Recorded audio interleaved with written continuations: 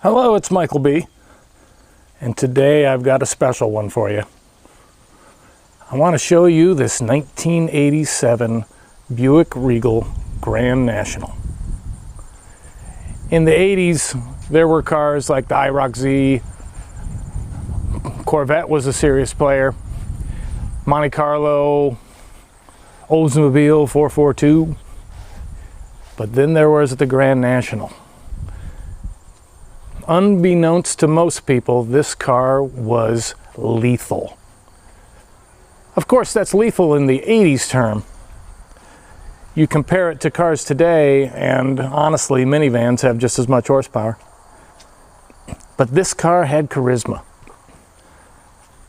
The shiny black. You could get a T-Type in any other color, but the Grand National only came in black. So back in 1985, I ordered a brand new 86. That license plate right there is from my 86. And I really enjoyed it. It had a $280 a month payment on it. And I drove that car every day I possibly could. Years went by. I sold the car to probably put forth effort in other interests, and I missed it. I missed it enough that I bought another one. I got that one from a Ferrari dealership, believe it or not, and it was not a great experience. The car needed a lot of work. It was semi-misrepresented. So after doing serious amount of work and upkeep to it, I sold that car and thought to myself, I probably won't do that much again, until this one came along.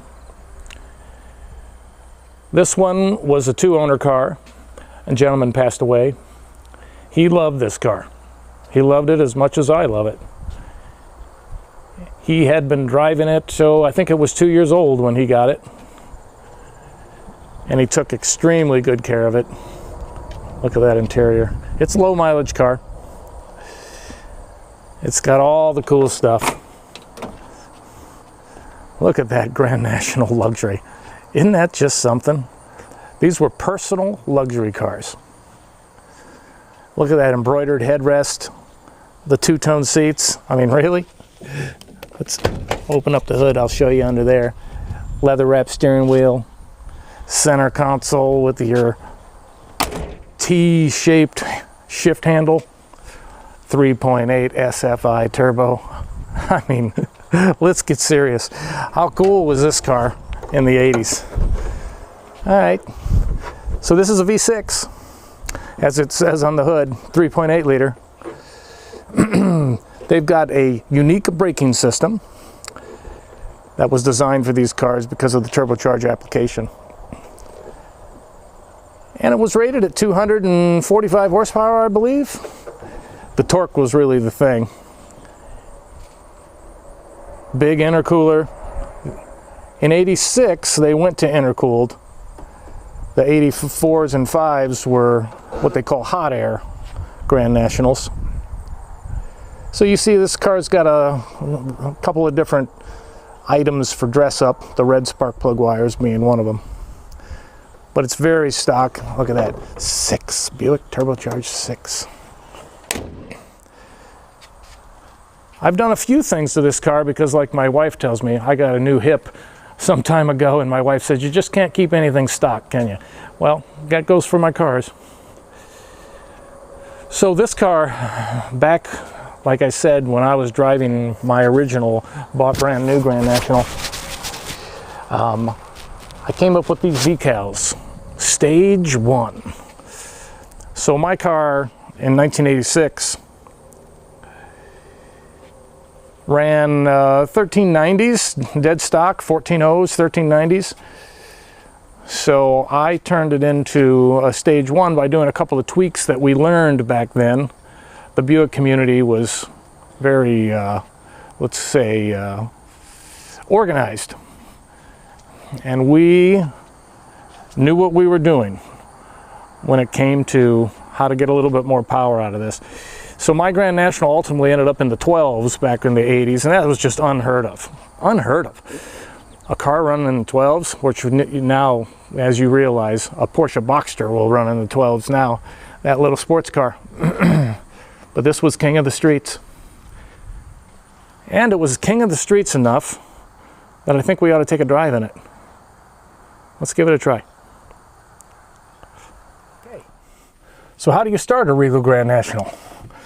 Well, you shut the door, put your seatbelt on,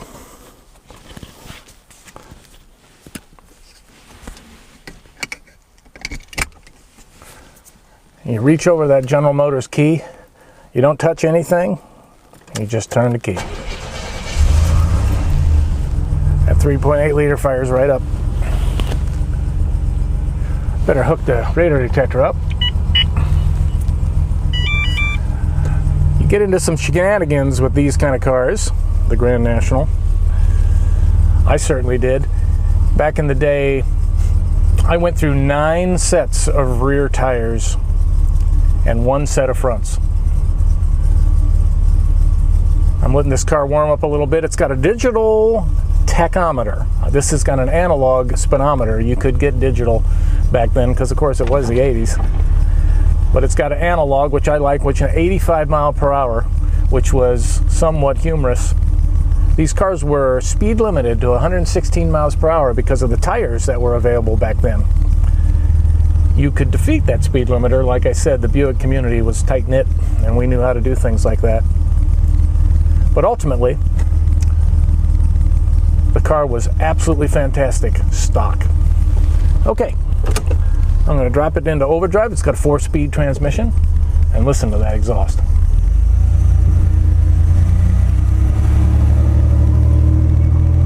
I mean, really?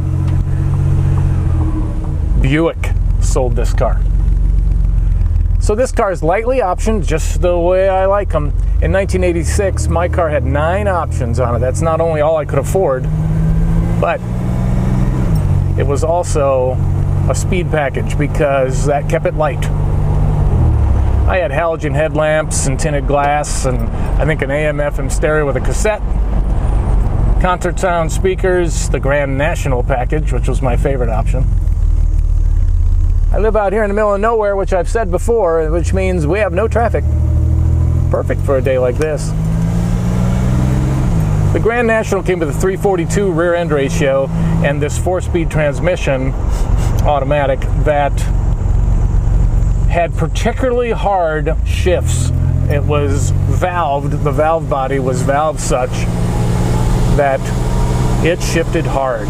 And you wanted it to do that because not only does that save on clutch pack wear, but it gives you an aggressive 0 to 60, aggressive quarter mile. These cars were made for that.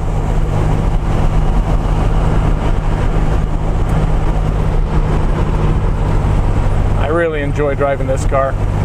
And you know, now with my collection, I can't ever imagine not having one. I was in line for a GNX in 1987, and the dealership took my deposit, but didn't sell me the car. They found another individual who was willing to pay considerably more. I was paying sticker. But I was a Grand National customer already with my 86, so it just made sense that I'd want an 87 GNX, right? They just wanted to make a little bit more money on it, so I was out. These are so nice. All right, well, coming up to a stop sign here. I don't expect to see any traffic. Here we are.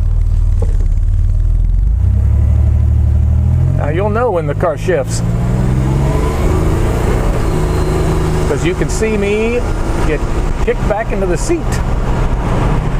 This car will bark second gear every shift, day in and day out, depending on the pavement.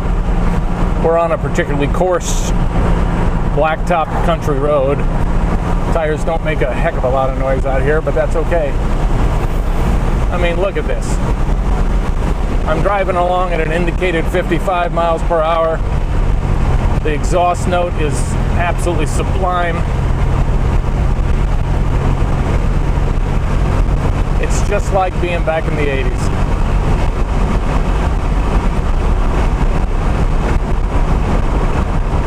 I hear people say, even friends of mine, what is the story with you and a Grand National? Why do you have that Buick in your garage? It's easy for me to understand.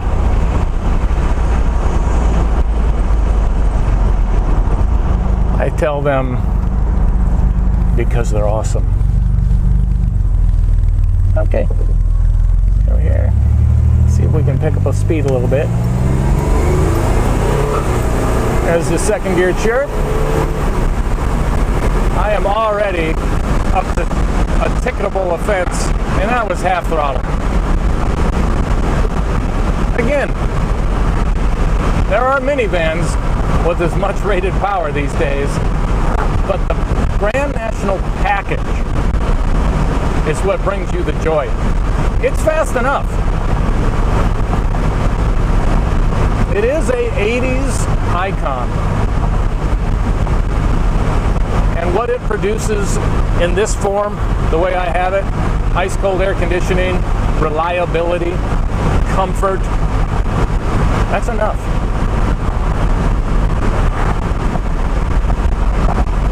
But there is something else that it does better than most any other car in my collection, and that is spin the tires. So why not? Why don't we spin the tires? Okay, we're going to pull right up here, and I simply just bring it to a stop, bring the throttle up against the brake. Listen to that. Oh boy.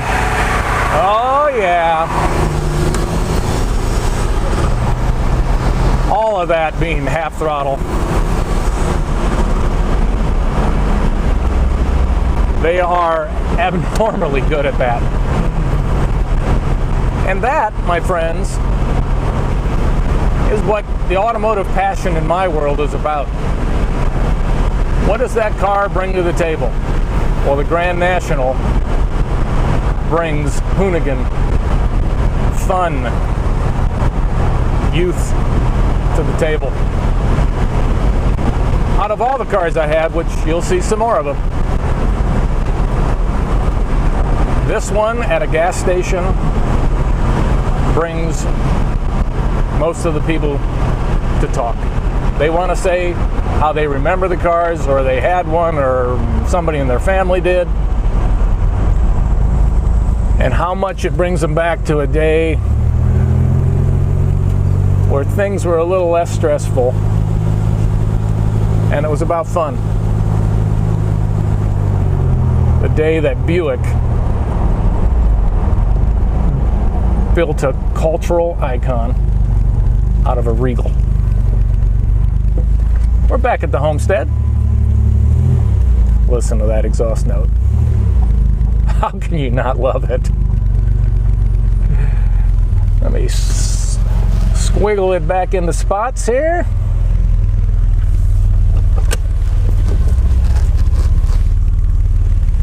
There we go.